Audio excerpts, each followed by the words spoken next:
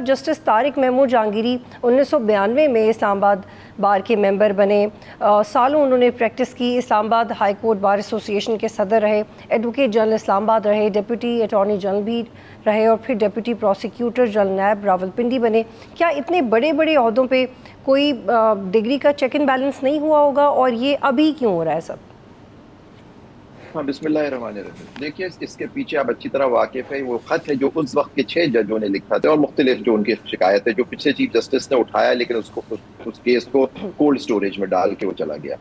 तो आप देखिए, उसका ये समर है। उनको उसकी सजा दी जा रही है। जिस तरह हाई कोर्ट को बिल्कुल बदल के रख दिया गया, वहीं बाहर से चीफ जस्टिस को ला के बिठा दिया गया सीनियरिटी दे के, और फिर वहाँ बाहर से और जजों को बनाया गया। अब उन्हीं की बेंचेस बनती हैं, वही सारे केसेस सुनती हैं और जो ये ऑर्डर पास करते हैं उसको 1 मिनट में वो सस्पेंड कर देते हैं। देखिए, इसमें बड़ी हैरानगी की बात है कि इतने अरसे से वो मुख्तलिफ ओहदों पर फाइज रहे हुए। सडनली इनको हो गया कराची यूनिवर्सिटी में सारा, देखिए सारी जो कंट्रोल है, सारा जो ये चाहते हैं उनको हासिल हो जाएगा। ये इनको जाली डिग्री है तो वो आप देख लीजिएगा, वो सारे उनके खिलाफ सबूत भी ले आएंगे कि जी इनकी डिग्री सही नहीं है। सारी इस तरह आपको याद होगा शहीद भुट्टो के केस में भी एक जज थे हमारे सुप्रीम कोर्ट के, वो चीफ जस्टिस भी रहे Peshawar high court, justice Safdar Shah.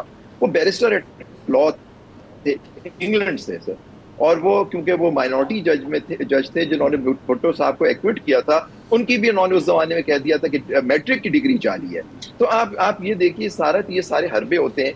वो उन्होंने वो सारी वो अभी पेंडिंग है, जुडिशल उसके सामने है, सुप्रीम जुडिशल काउंसिल में, और आपने उठा के उनको काम से रोक दिया, जो आप कर ही नहीं सकते। जस्टिस इफ्तिखार चौधरी का केस है 2010 सुप्रीम कोर्ट का, उसमें क्लियर लिख दिया कि जज के काम में मदाखलत या उसको टेम्परेरी सस्पेंड करना, उसका पहली बात तो आप कर नहीं सकते। वो उसका amounts to removal in violation of article 209 sub clause 7। यहाँ पढ़ लीजिए, फुल कोर्ट का फैसला है जस्टिस इफ्तिखार चौधरी के केस में। वो तो लगता है इस्लामाबाद हाई कोर्ट पे बाइंडिंग ही नहीं है। तो ये सारा देखिए, ये तो बिल्कुल ये 26वीं तरमीम वाले जजेस हैं, ये चीफ जस्टिस वगैरह इस्लामाबाद हाई कोर्ट के साथ जो हुआ है। तो आज देखिए ये हाल हो गया कि वो जजेस जो आज ईमान और अपनी हल की पासदारी करते हुए आज उनको खुद सुप्रीम कोर्ट आना पड़ा कि जी हमारे साथ ये। सब्सक्राइब करें और बेल दबाएं ताकि कोई खबर रह न जाए।